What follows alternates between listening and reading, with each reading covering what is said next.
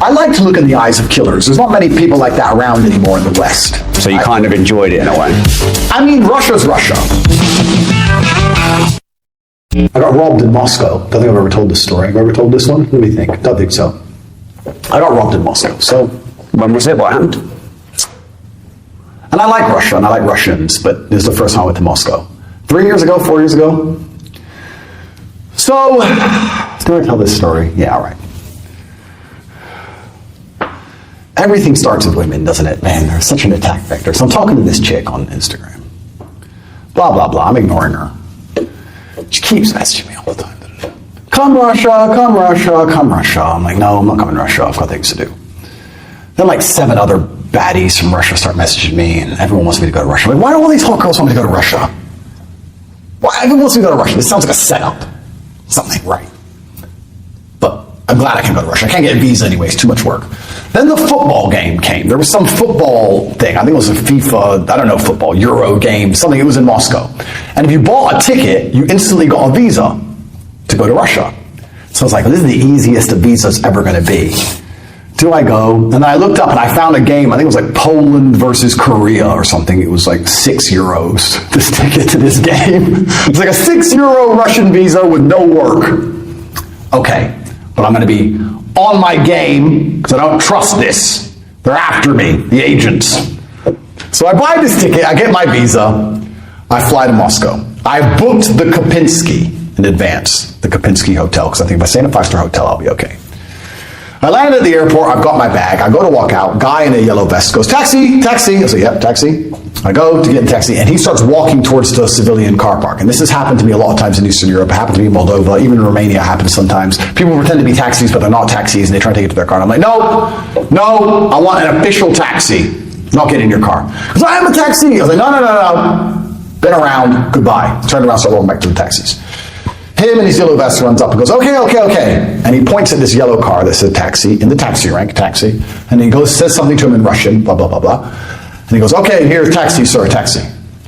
Huge news, years in the making. My brand new book that my publishers refuse to publish, Money Matrix. Beat the money system and build generational wealth. Understand the 3 main ways that the banks productize you and make money from you. You'll be able to turn that system against itself, build generational wealth and multiple streams of recurring income. It's all at moneymatrix.cash. And if you're quick, the first few hundred registrants and buyers will receive many special bonuses from me. The brand new Money Matrix Summit 3-day special event. Meet me at a champagne reception. Meet me at a multi-millionaire networking dinner. Go now, moneymatrix.cash. This is huge. Guy gets out, the taxi driver. Taxi driver gets out. He's like 6 foot, 130 kilo, Mongolian, like a wrestler. Gets out. Zangief. Yeah, Zangief. Zangief gets out. And because this is how my mind works, I look at him up and down and go, could I take him? Be messy. I'll be all right, but it'd be messy. So he gets out, he opens the trunk, ushers me to put my bag in the trunk, put my bag in the trunk, close the trunk, get in the back of the car. The car starts driving down the motorway in Russia. And he has his phone as the mirror, which is the first suspicious thing. And his phone is up there, and this number, Russian rubles, is going through the fucking roof. I'm like, how much is the Russian ruble? I don't even know. So I get my phone out, and I turn on the data, and I get my text message. Hi, data is 25 pounds a megabyte. And I'm like, all right, cool, whatever. How much is the Russian ruble? And I worked out that I've been in this car for 4 minutes, and I owe $600 in taxi. So there's no way that's the taxi fare. So we're driving down the highway at speed, and I'm like, brother, this is fake. This is a scam, bro. And this is the weirdest experience of my life. He totally ignored me. But what can you do? He's driving the car. And people don't ignore me when I talk. So this big man's driving the car, and I've tapped him on the shoulder saying, you're trying to rob me. I was like, bro, you're trying to rob me, stop the car. And he's just like, just totally ignoring me, driving the car. So I'm like, what? I don't want to hit him, but I guess I kind of had to. So I shoved him so the car moved a bit and said, stop the fucking car, I'm not paying this. I don't have the money, I don't have the money. Bro, I've been around long enough. I know a killer when I see one. And he turned around and looked me dead in the eye. This man's killed someone, I swear to God. Because I have that look, so I know when I see it. Takes someone to know one. He looks me dead in the eye, looks back, gets the phone, dials a number, hands me the phone. Because I guess he doesn't speak English. Hit the phone and say, hello? It's the first guy who tried to take me to the car. He goes, you wanted a taxi. I was like, bro, I don't even have this money on me. So I don't know what you expect to happen because I don't have this money on me. He goes, you wanted a taxi, pay the fare. I said, bro, I can't pay it. I don't have it. Tell him to stop at the nearest gas station. I'll give him the money I have on me and I'll get a real taxi. Hung up. Didn't even answer me, just hung up on me. So I go, what can I do here? If I hit this guy, I guess the car crashes. This other guy isn't answering. They want money I no longer have. So I tapped the guy and I said, okay, I'll pay it. Call your friend again. Call your friend. Get to the phone again. I was like, listen, I think I had like $4,000 on me. I said, look, I have $500 is all I have. I'll pay the $500 when we get to the end, if you let me out. The guy goes, no, you paid the meter. Hung up again. It's like, you fucking cunt. Like, you unbelievable. So I thought I'd be smart. So I emailed, because my phone call wasn't working, so I emailed the Kopinski and said, I'm having a problem with the taxi. Can someone be waiting for me outside the Kopinski hotel? It's urgent, please. I emailed their info@kopinski.russia as a complete random. And I thought they'd never reply in time. They replied instantly, in 20 seconds. Yes, sir, someone will be waiting for you, no problem. So I was like, thank God they replied to that fast. Great. The concierge can argue, the taxi driver, work all this out. So now I'm just relaxing. I'm kind of chill a bit. And I just had to prod the guy. I was like, do you speak English then? Totally ignoring me. I was like, you're friendly. So I'm just talking shit. So anyway, we pull up at the hotel. I'm all confident, right? Guy's going to be outside. Did I pull up at the hotel? Nobody's outside. Nobody. No concierge, nothing. So I said to the guy, I go to get out of the car. I get out of the car. The guy then gets out of the car, comes, and he stands face to face with me like a boxing stare-off.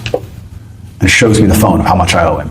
I don't even know what it is in rubles, 3,000 American dollars, something ridiculous. I said, bro, I don't have it. He looks at me like he's going to murder me. I don't have it. I said, I have $500, that's all I have. He goes, okay. Using my ninja fingers, my hands, I reach in my pocket and I ninja off like 500s. Because I've got a pile of money like this. So I'm like, I give it to him. And then the takes the money, and I'm standing at the back of the car, waiting for him to open the trunk, gets in the car, and starts driving down the road. I'm like, bro, my bag. He stops like 5 meters later and goes, the rest of the money. He knew.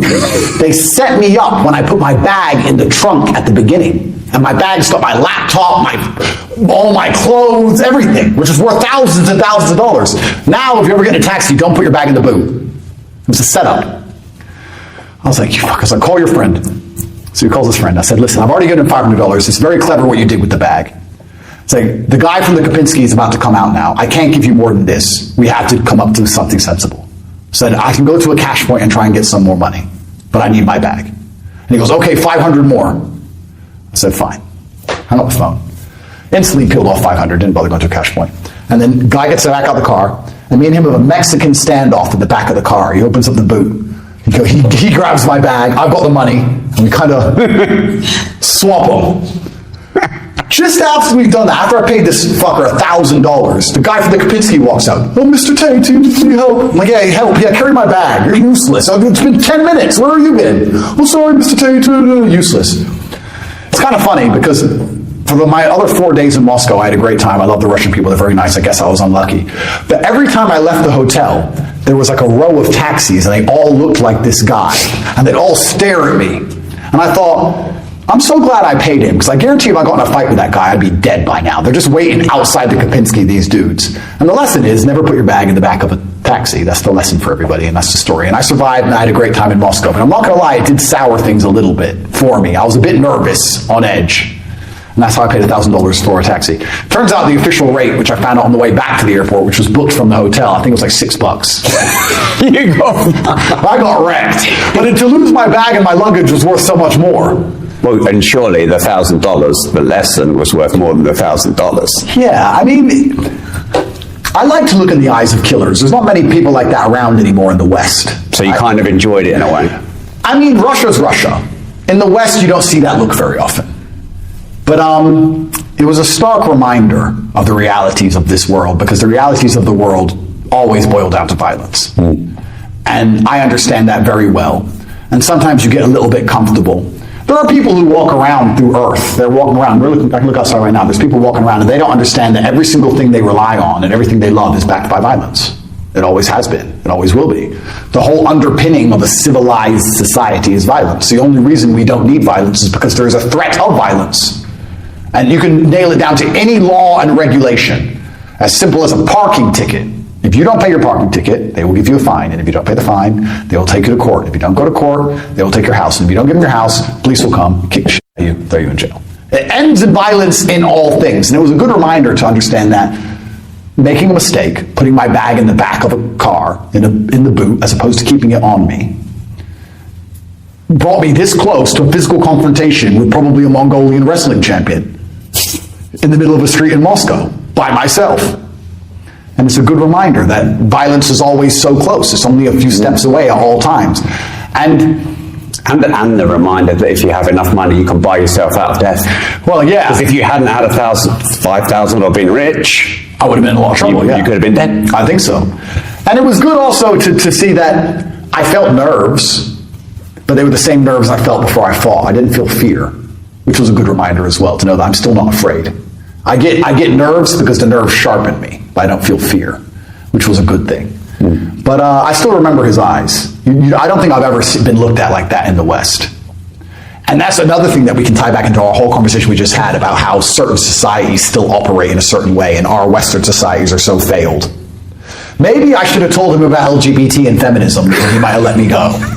Maybe I should have said, this is bad, this is misogynist. Maybe I should just talk some garbage and he would have let me off. Or is the brutal reality of the world men who are prepared to die for an idea? And his idea was I owed him $6,000 and he was ready to kick the shit out of me for it.